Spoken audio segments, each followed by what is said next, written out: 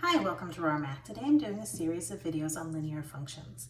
In this video, I want to talk about the connection between graphing a linear function, the table, how the table creates an ordered pair, and then graphing that ordered pair. Now I've gone ahead and I've taken my table and I've expanded it so you can see how the table of values is created. Usually your table of values is just your input value and then your output value.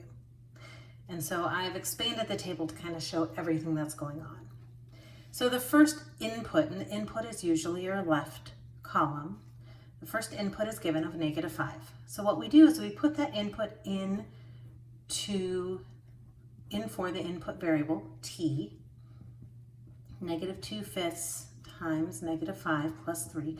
I want you to note that doesn't mean the h is being multiplied by -5. It means we're replacing the t on this side, the right-hand side of the equation, the function, with -5.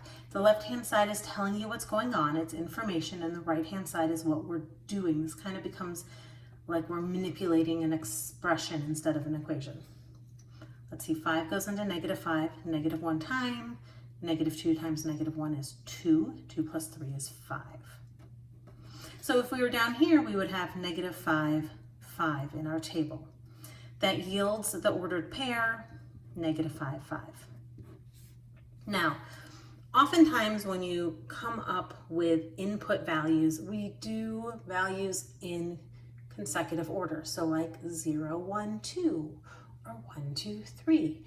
And that's fine, except in a problem like this where our slope, our coefficient to the variable, coefficient is a fancy word meaning number, the number multiplied to the variable is a fraction. If I do -5, -4, -3, I'm going to end up with fractions, and that's going to be difficult to graph. So what I want to do is I want to take the denominator of my fraction, this 5, and I want to do multiples of 5. So -5, 0, 5. I could go further.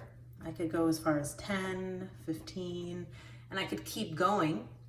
And that's what I want to use as my input variables, is multiples of 5. That will make all of my output variables integers as well, which will be the easiest set of values to graph. So that's how I generate my input variables. Okay.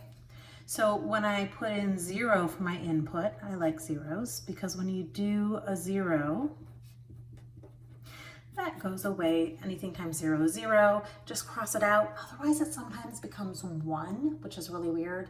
Just cross it out. We end up with 3. My ordered pair is 0, 3. You don't have to maintain two tables. I just want you to see what is normally seen.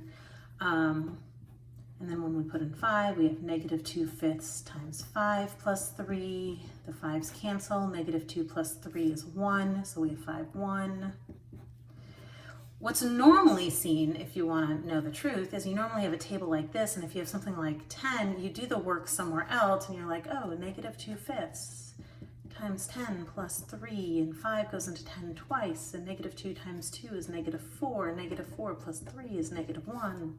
And then you write it over here, and then you might come in here and write your ordered pair, but that doesn't always happen. But you do your work kind of over to the side, and then you bring it back to your table. It's not always written out as an expanded table. Okay, so -5, 5. 1, 2, 3, 4, -5. 1, 2, 3, 4, 5. 0, 3. 1, 2, 3, 4, 5, 1.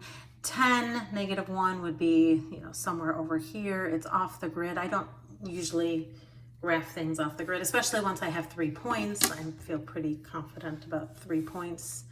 You only need 2 points to define a line, but 3 points lets me know I've probably done all my math correctly. A ruler for a ruler straight line. Arrows, because lines are infinite, so the arrow lets us know that the line goes on forever. And there you have it. We have connected our function with a table of values, which generates ordered pairs that we can graph, and we are done. All right, I hope you've enjoyed this video. Please subscribe to my YouTube channel, like my Facebook page. and I'll see you in the next video. Thanks.